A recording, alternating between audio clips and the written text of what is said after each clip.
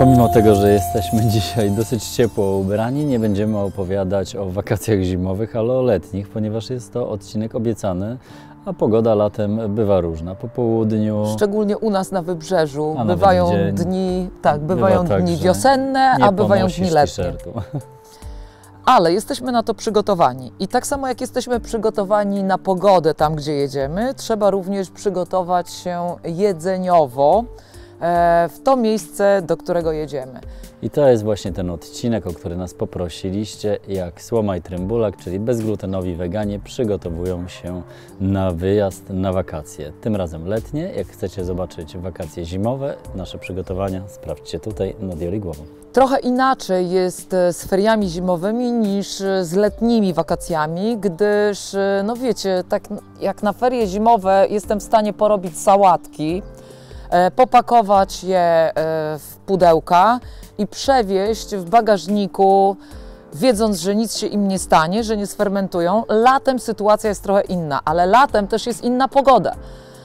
Dlatego też na przykład tak jak na wakacje zimowe bierzemy leczo, bierzemy barszcz ukraiński, bigos. To na wakacje, bigos, to na wakacje już raczej nie weźmiemy tego typu potraw. No chyba, że sobie ugotujemy sami, to oczywiście. Ale coś bardziej jakaś zupa. Tak, ale coś bardziej lekkiego, gdyż no po prostu my staramy się jechać jednak w takie miejsca, gdzie jest ciepło, więc wcale nie chce nam się niczego na gorąco. Jednak przechodzimy do punktu pierwszego. Punkt pierwszy, wynajmujemy apartament albo miejsce, w którym jest kuchnia, ponieważ my zawsze hotelowy. Lubimy być samowystarczalni, więc jeśli pójdziecie naszym tropem, poszukajcie czegoś, co ma chociaż mały zakątek kuchenny.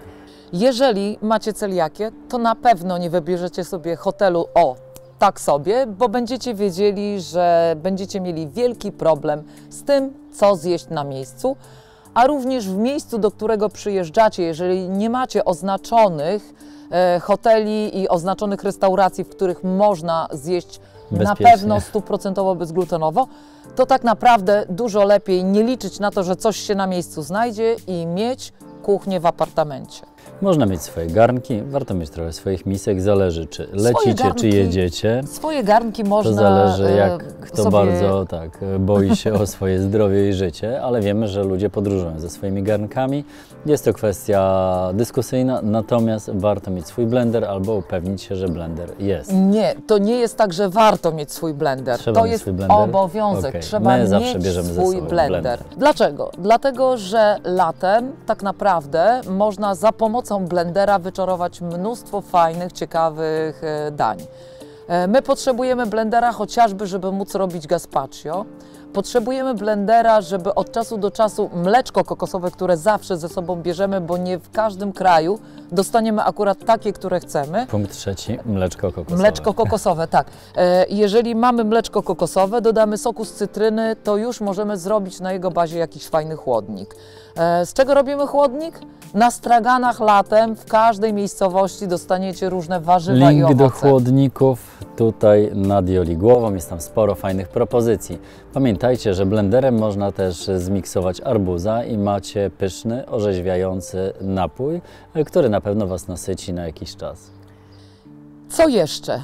Co warto mieć ze sobą? Na pewno warto mieć ze sobą te produkty, które nie wiecie, czy w danym kraju dostaniecie. No u nas akurat to jest to mleko kokosowe, to jest takie konieczność, ale na pierwsze 2 dni, zanim rozeznacie się, w jakim sklepie co możecie kupić, fajnie jest mieć ze sobą na przykład kilka puszek z jakimiś strączkowymi. Może to być fasolka, może to być ciecierzyca, może to być groszek. Chociaż tutaj bym polemizował. Myślę, że strączkowe to zawsze są dostępne w puszkach. Natomiast jeśli przyjeżdżacie w niedzielę, nie zawsze w niedzielę są sklepy otwarte, więc faktycznie warto coś ze sobą mieć. I tu właśnie chciałam powiedzieć, ja najpierw jeszcze skończę o tych strączkowych. Z tych strączkowych robicie bardzo smaczne pasty. Po prostu wystarczy mieć również jakiś słoiczek z kaparkami, albo z oliwkami, albo z suszonymi pomidorami. Dorzucacie do puszki z ciecierzycą, miksujecie, dodajecie trochę oliwy i już macie przepyszną pastę. Więc co warto mieć ze sobą? Tą pierwszą oliwę, którą akurat wieziemy ze sobą. Link do past oczywiście W stałym miejscu, nad Joli głową. Wszystko jest nad moją głową, prawda? No trudno, jestem już taka zmęczona. Jak zrobicie sobie taką pastę, możecie zrobić ją w formie gęstej i wtedy smarujecie na przykład krakersy, które ze sobą bierzecie i również możecie znaleźć je na naszym kanale, ponieważ krakersy można przechować długo. Chlebów nie przechowacie długo. Wiecie dlaczego? Chleby bezglutenowe dużo szybciej się psują, ale krakersy i grissini jak najbardziej tak. Natomiast jeśli chcecie wziąć chleby, pamiętajcie, żeby sprawdzić, czy jest zamrażarka, bo wtedy kroicie taki chleb, zamrażacie, a potem wyjmujecie je na chwilę do tostera, na suchą patelnię, do piekarnika i chlebek jest świeży, ale warto też mieć wersję chrupką, na przykład blaty ryżowe, blaty kukurydziane. To zawsze ratuje człowiekowi życie. Ale oczywiście nie będziecie chcieli całych wakacji spędzić, prawda, jedząc chrupki, więc warto wziąć ze sobą taką mąkę, jaką lubicie, bezglutenową.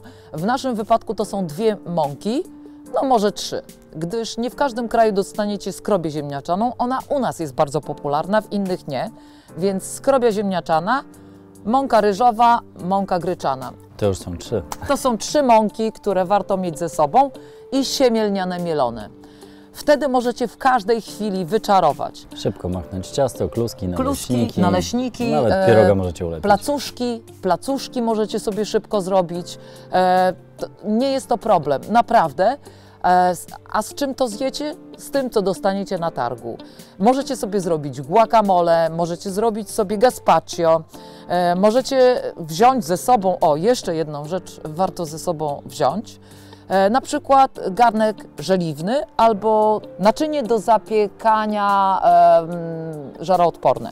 I wtedy możecie sobie zawsze wykonać chleb z garnka. Warto też wziąć ze sobą jakiś sos taki niepsujący się. W naszym wypadku to jest akurat sos musztardowo-karobowy, gdyż on po rozcieńczeniu, dodaniu na przykład oliwy i odrobinę soku z cytryny jest świetnym sosem do sałatek albo chociażby do maczania różnych warzyw gotowanych bądź surowych. Albo do ziemniaków ugotowanych na parze, w mundurkach.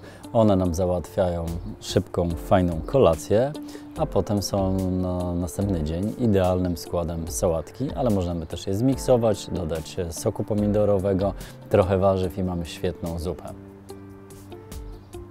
Wymyśliłem zupę. Wymyśliłeś zupę. Tak. Tak to sobie radzimy na wakacjach. Jeżeli macie jakieś jeszcze fajne pomysły, to dawajcie znać. Może zrobimy wakacje bis dla bezglutenowych i wegan, ale tak naprawdę mi się wydaje, że to jest wystarczająco. Mieć trochę tych pomysłów, a resztę znajdziecie sobie na miejscu. I pamiętajcie, warto przed takim wyjazdem zrobić sobie zapiski. My zawsze robimy, czego potrzebujemy, co na pewno musimy wziąć, żeby nie było tak, że dzień przed wyjazdem, kiedy pakujecie się w popłochu, okaże się, że zapomnicie o czymś bardzo ważnym. Jeśli lubicie nasze porady i podoba Wam się taki odcinek poradnikowy, dajcie palec w górę, zasubskrybujcie kanał, jeśli jeszcze nie zrobiliście tego. Dzwoneczek jest na dole, można go kliknąć, włączyć i wtedy dostaniecie zawsze informacje o tym, że coś nowego wydarzyło się w naszej wegańskiej i bezglutenowej kuchni tłumaczonej na język angielski. Jesteśmy dla Was na YouTubie, na Facebooku i na Instagramie. Możecie zadawać pytania, zlecać nam nowe rzeczy. Chętnie to zrobimy. A jak brakuje Wam pomysłów na wakacje i nie chcecie dźwigać za dużo, możecie sobie sprawić taki mały prezent. Książka 52 tygodnie z bezglutenową kuchnią wegańską, czyli 1 przepis na tydzień, po roku 52 nowe doświadczenia kulinarne. Oczywiście w wakacje tych przepisów można sobie zrealizować więcej. Ja sobie jeszcze sprawdzam, czy jest coś, o czym nie powiedziałam i wiecie co? Jest coś takiego. Jak jedziecie prawdopodobnie, jeżeli samochodem, to dobę, czasami dłużej, gdzieś z przystankiem po drodze, to oprócz krakersów i grissini warto jest ze sobą wziąć pożywne, kruche ciastka na słodko. A też to miałem z tyłu głowy, zawsze bierzemy. Karobowe, sezamowe, kokosanki, owsiane, batony energetyczne. Playlista, tutaj. I jeszcze jedna rzecz.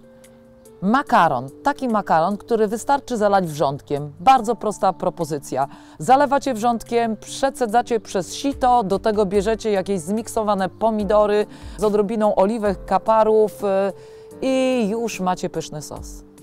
Jeszcze oprócz tego nie zapomnijcie o tych przyprawach, które lubicie najbardziej, bo mogą być w kraju, do którego jedziecie, niedostępne.